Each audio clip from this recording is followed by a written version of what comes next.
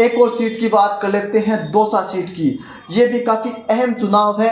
अहम इसलिए क्योंकि यहाँ पर एक और किरोड़ीलाल मीणा की साख दांव पर है, तो वही दूसरी ओर कांग्रेस के पूर्व उप मुख्यमंत्री सचिन पायलट हैं, वो यहाँ पर अपना पसीना है वो बहा रहे हैं, क्योंकि सचिन पायलट का दौसा से पुराना नाता रहा है। उनके सिपह सलाहकार जहाँ पर मुरारीलाल मीणा लगातार जीतते आए हैं, और मुरारीलाल मीणा और सचिन पायलट ने यहाँ पर डीसी वेरवा को चुनावी मैदान में उतारा है। ऐसे में डीसी वेरवा की चुनावी वैतरणी को पार करवाने की पूरी जिम्मेदारी है वो सचिन पायलट के कंधों पर है। वो कड़ी मेहनत भी कर रहे हैं। इसके अलावा मुरारीलाल मीणा भी उनके प्रचार में पूरी ताकत है वो लगा रहे हैं। लेकिन दूसरी ओर राजनीति के बाबा यानी कि किरोड़ीलाल मीणा वो कहीं से पीछे नहीं है। वो भी हनुमान बेनीवाल की तरह ही बीजेपी के लिए वहाँ पर वन मैन आर्मी बने हुए हैं। वहाँ पर लगातार हर एक कार्यकर्ताओं तक पहुँचने की कोशिश है वो डॉक्टर किरोड़ीलाल मीणा कर रहे हैं, क्योंकि उनके भाई जगमोहन मीणा वहाँ पर मैदान में है, तो कोई कसर छोड़ना नहीं चाहते हैं। उनकी धर्मपत्नी गोलमा देवी भी अपने ही अंदाज में चुनावी प्रचार कर रही है। यहाँ पर बाबा यानी कि डॉक्टर किरोड़ीलाल मीणा डांस कर रही हैं, वोटों की भिक्षा मांग रहे हैं, तो अलग अलग प्रकार से मतदाताओं को लुभाने का प्रयास कर रहे हैं। यहाँ पर सीधी फाइट कांग्रेस और भाजपा के बीच है। देखना दिलचस्प होगा कि क्या इन 10 महीने के कार्यकाल के नाम पर यहाँ पर मतदाता वोट करते हैं या फिर कांग्रेस को एक बार फिर से यहाँ पर मजबूत करते हैं, क्योंकि पिछले कुछ चुनावों की बात करें तो यहाँ पर कांग्रेस का पलड़ा भारी रहा है। लेकिन इस बार मीणा मतदाता मुरारीलाल मीणा को देखकर वोट करता है या फिर किरोड़ीलाल मीणा को देखकर वोट करता है, ये दिलचस्प होगा। जिस ओर मीणा मतदाता जाएगा उसकी जीत तय है। इसके अलावा हम एक और सीट की बात कर लेते हैं, सलूम्बर की। तो यहाँ पर शांति देवी मीणा है वो चुनाव लड़ रही है। इनके सामने रेशमा मीणा चुनाव लड़ रही है, और यहाँ पर बाप पार्टी के प्रत्याशी भी चुनावी मैदान में है। तो ये काफ़ी दिलचस्प मुकाबला यहाँ पर होगा। सलूम्बर की बात करें तो ये जितेश कटारा के ऊपर काफ़ी निर्भर करता है कि जितेश कटारा जो कि बीएपी यानी कि भारत आदिवासी ट्राइबल पार्टी के उम्मीदवार हैं, बाप पार्टी के उम्मीदवार हैं, राजकुमार रोज जो कि राजनीति में उभरते हुए एक सितारे हैं, उनकी पार्टी के उम्मीदवार हैं जितेश कटारा, वो कितना कमाल कर पाते हैं। सूत्र ये बताते हैं कि कांग्रेस सलूम्बर की इस चुनावी चौसर से बाहर हो चुकी है। यहाँ पर सीधा मुकाबला बीएपी पार्टी और भाजपा के बीच है, यानी कि जितेश कटारा और शांति देवी मीणा के बीच है। अब देखना होगा कि कांग्रेस है वो किस प्रकार से यहाँ पर चुनावी प्रचार है वो उन्होंने किया है, कितने वोटों कितने मतदाताओं को अपने पक्ष में करने में सफल हुई। हालांकि पूर्व की बात करें तो इन 7 सीटों में से एकमात्र सलूम्बर की ही सीट है जो कि भाजपा के पास थी। एक बार फिर से भाजपा इस पर फतेह हासिल करने के लिए जी तोड़ मेहनत करी, क्योंकि यहाँ पर दिवंगत नेता जो अमृतलाल मीणा थे उनके निधन के बाद ये सीट है वो खाली हुई थी, और अब उनकी पत्नी शांति देवी मीणा है वो चुनावी मैदान में है। तो भाजपा इस सीट पर कोई कसर नहीं छोड़ रही है। तो वहीं दूसरी ओर बीएपी पार्टी यहाँ पर ज़बरदस्त तरीके से अपने पाँव है वो पसार रही है। कोई बहुत ज़्यादा अतिशयोक्ति नहीं होगी यहाँ पर बीएपी पार्टी चौंका दे तो।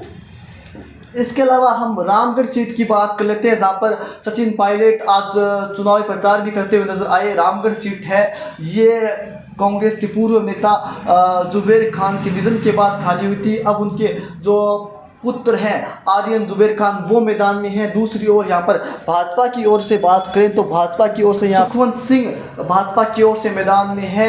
भाजपा ने पूरी फौज इस सीट पर उतार दी है। लेकिन रामगढ़ सीट की बात करें तो रामगढ़ सीट पर कांग्रेस भी काफ़ी अच्छी स्थिति में है। यहाँ पर कांग्रेस की ओर से कमान संभाले हुए है जो विधानसभा में नेता प्रतिपक्ष है टीकाराम जूली, और इसके अलावा यहाँ पर भंवर जितेंद्र सिंह, ये दोनों नेता यहाँ पर भाजपा के नाक में दम किए हुए हैं और जीत के प्रति आश्वस्त है। लेकिन भाजपा भी यहाँ पर अपनी पूरी फौज उतार कर इस चुनावी मैदान में कांग्रेस के सामने डटी हुई है, और यहाँ पर एक सांप्रदायिक रंग देने की भी यहाँ पर कोशिश है की जा रही है, क्योंकि पता है कि जितना वोटों का ध्रुवीकरण सीट के ऊपर होगा उतना ही भाजपा को यहाँ पर लाभ होगा। तो ऐसे में भाजपा की स्थिति ठीक ठाक है। यहाँ पर 50% यानी कि 50-50 मुकाबला है। किसी भी और ही चुनाव है वो जा सकता है। जिस 13 तारीख को जो दल अच्छे से अपने पक्ष में मतदाताओं को वोट कराने में कामयाब होगा उसकी जीत यहाँ पर तय है। इसके अलावा एक और सीट की बात कर लेते हैं। इस सीट की भी चर्चा है वो राजस्थान में काफ़ी हो रही है, देवली उनियारा।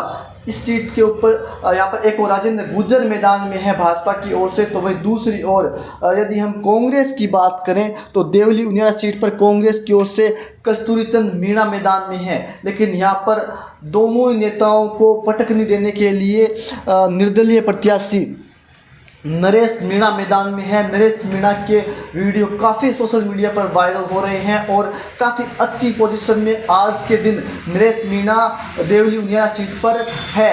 नरेश मीणा अपने आप को सचिन पायलट का समर्थक भी बताते हैं, तो वहीं किरोड़ीलाल मीणा की तरह ही छोटा किरोड़ीलाल मीणा है वो नरेश मीणा अपने आप को बता रहे हैं।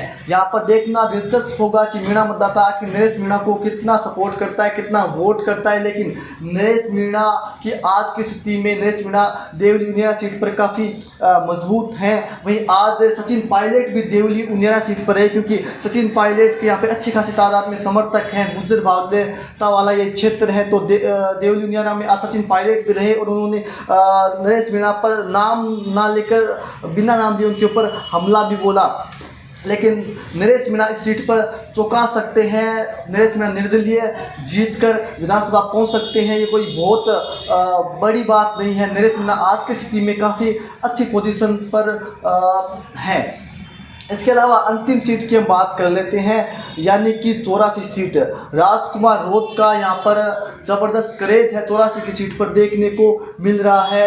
राजकुमार रोत है वो तेजी के साथ आदिवासी इलाके में पांव पसार रहे हैं। उनकी पार्टी बीएपी यहाँ पर जीतने की स्थिति में है और बहुत ज़्यादा लड़ाई है यहाँ पर नहीं देखने को मिलती है। एक तरफा जीत है वो बीएपी पार्टी की यहाँ पर होती हुई नज़र आ रही है। लेकिन यदि भाजपा बहुत ज़्यादा डेंट करती है, यदि कांग्रेस एकदम से पिछड़ जाती है, तो भाजपा जीतने की स्थिति में आ सकती है। वरना यहाँ पर 84 सीट में भाजपा के लिए और कांग्रेस के लिए कुछ बचा नहीं है। कांग्रेस तो यहाँ पर 3 नंबर पर पहले से ही जा चुकी है, लेकिन